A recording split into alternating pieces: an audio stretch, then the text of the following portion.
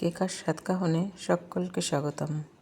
আশা করি তোমরা সবাই খুব ভালো আছো, আমরাও ভালো আছি। ঘরে বানিয়েছিলাম দুধ কচু শাক দিয়ে কাতলা মাছের রসা। গরম ভাতের সঙ্গে জাস্ট অসাধারণ লাগে খেতে। তাহলে আসো দেখে নিই কীভাবে করলাম, সঙ্গে থাকো। দুধ কচু শাক দিয়ে কাতলা মাছের রসা করার জন্য সবার প্রথমে পাতাগুলোকে খুব ভালো করে ধুয়ে পরিষ্কার করে নেব।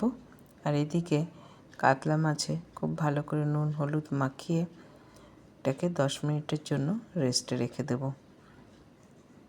আর কড়াইতে তেল গরম করে নিয়েছি, এক এক করে মাছগুলোকে ভাজার জন্য দিয়ে দেব। মাছগুলোকে এখন বেশ একটা লালচে রং ধরিয়ে উল্টে পাল্টে ভেজে নিতে হবে।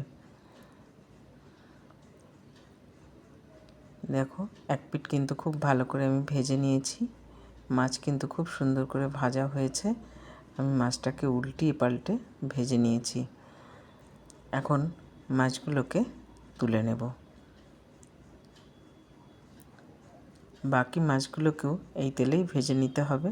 আর এইদিকে মাছ ভাজতে ভাজতে শাকগুলোকে আমি খুব সুন্দর করে জিরি করে কুচিয়ে নিয়েছি।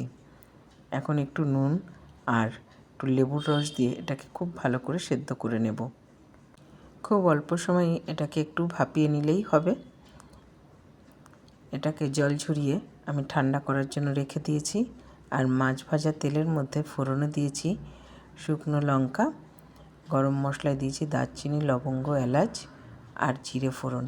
ফোড়ন থেকে সুন্দর গন্ধ বেরোলে এখানে দিয়ে দিয়েছি একটা বড় সাইজের পেঁয়াজ। এটাকে বেশ সুন্দর করে একটা লালচে রং ধরিয়ে ভেজে নেব। পেঁয়াজটা ভাজা হতে থাকুক, এই সময় আমি একটা মশলা তৈরি করে নেব। দুধ কচু শাক যেটা আমি সেদ্ধ করে রেখেছিলাম, আর এখানে কটা কাঁচা লঙ্কা নিয়েছি। আর শাকের সবুজ অংশ বুজিয়ে রাখার জন্য এখানে আমি একটু লেবু ব্যবহার করেছি। মশলাটা খুব ভালো করে আমি মিক্সিতে চালিয়ে নিয়েছি। আর এখানে পেঁয়াজটা কিন্তু একদম বেরেস্তা করে নিতে হবে, তবেই কিন্তু এর স্বাদটা খুব ভালো হবে। আর মশলাটা দিয়েও খুব ভালো করে কষিয়ে নিয়েছি। ততক্ষণ পর্যন্ত কষাবো যতটা সময় না তেল ছাড়ছে। তেল ছেড়ে দিলে এখানে আমি জিরে পাউডার, হলুদ পাউডার, স্বাদ অনুযায়ী নুন আর স্বাদকে ব্যালেন্স করার জন্য চিনি ব্যবহার করেছি। সব কিছু দিয়ে আরেকবার কষিয়ে নিতে হবে তেল ছাড়া পর্যন্ত। দেখো মশলা থেকে কিন্তু খুব ভালোভাবে তেল ছেড়ে দিয়েছে। এই সময় আমি ব্যবহার করব গরম জল। খুবই সামান্য জল ব্যবহার করব, কারণ গ্রেভি এখানে একদমই মাখো মাখো রাখবো।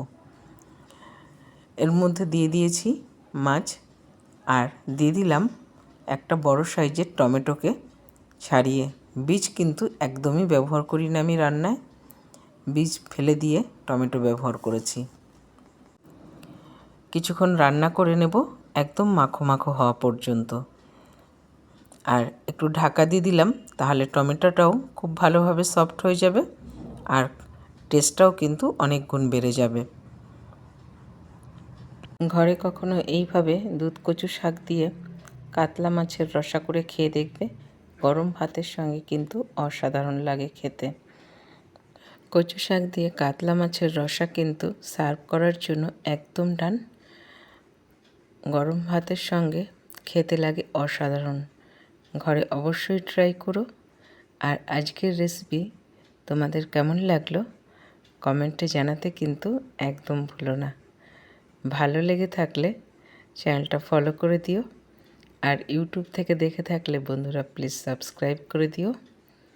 তাহলে আজ এখানেই শেষ করছি। সবাই ভালো থাকবে, সুস্থ থাকবে। দেখা হবে পরের আরেকটি ব্লগে।